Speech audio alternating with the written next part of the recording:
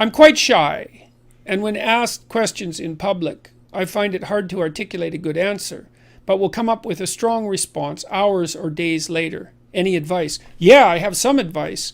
One is that, well, you're probably introverted, eh? So you're not as verbally fluent as an extrovert would be, and not quite as fast on the draw verbally. But, that means you need some more time to contemplate. And maybe you're high in negative emotion too, because shyness can be a combination of introversion and high negative emotion. It can be one or the other, but technically shy is introverted. Anyways, what I would certainly recommend for you is that if you're faced with a complicated question, especially one that has to do with an important decision in your life, that you say, I need to sleep on it, or I need a couple of days, and not to answer on the draw. I mean, I think that's true even for extroverts. I think if you're called upon to offer your opinion about something complex, then it's perfectly reasonable to say, look, that's a really hard question. I'm not going to give you a casual answer. I need to think about it for a couple of days. So the advice would be, because you find it hard to articulate a good answer, don't allow yourself to be rushed. And the second is to understand that this is part of your temperament. There isn't anything wrong with it. It's just, it's how you're wired. So, what causes a person to hoard? Is it due to low conscientiousness? What is generally the best course of treatment? It's usually a consequence of relatively high neuroticism. And it's tangled in with disgust sensitivity as well. People who hoard have a hard time. They feel guilty if they throw things away because the things still have some residual utility. The best course of treatment is, well, behavioral therapy is probably the best course of treatment. And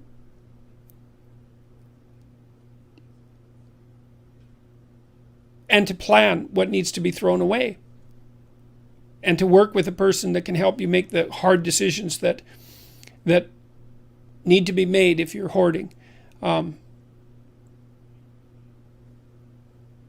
that hoarded material is it's decisions that have been put off. So a lot of that is high neuroticism. Some of that can be a consequence of low conscientiousness as well. So the best course of treatment is to find someone to help you plan how to approach the hoard. Very complicated. So, all right.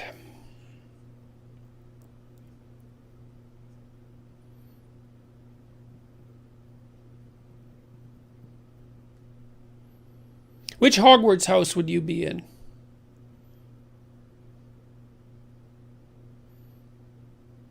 Well, I think I'd have the same issue as Harry Potter. When the hat was first put on, it would think that I might make a perfectly good denizen of Slytherin. So, although that probably wouldn't be where I would end up. So,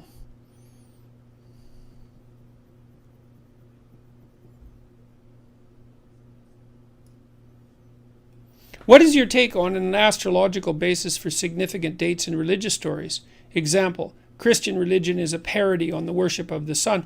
Well, it's certainly not a parody.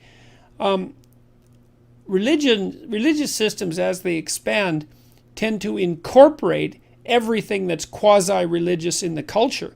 And there's certainly no shortage of solar symbolism in Christianity. I mean, it's not fluke that Christ is the sun and there are 12 disciples, just like there are 12 astrological houses. And it's not fluke that the birth of Christ takes place essentially at the same time as the shortest day of the year and the rebirth of the sun.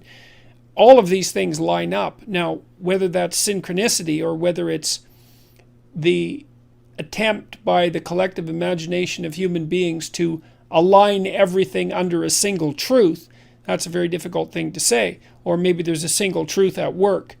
But the idea that Christian religion is a parody on the worship of the sun is definitely not the case. It's more like it's incorporated elements of the worship of the sun over thousands and thousands of years. And that's a very complicated issue. If you're interested in that, you could read Aion, A-I-O-N. It's a book by Carl Jung, which is like the most terrifying book I've ever read. And so you could there's a deeper analysis of the relationship between astrological speculation and the emergence of complex religious stories. So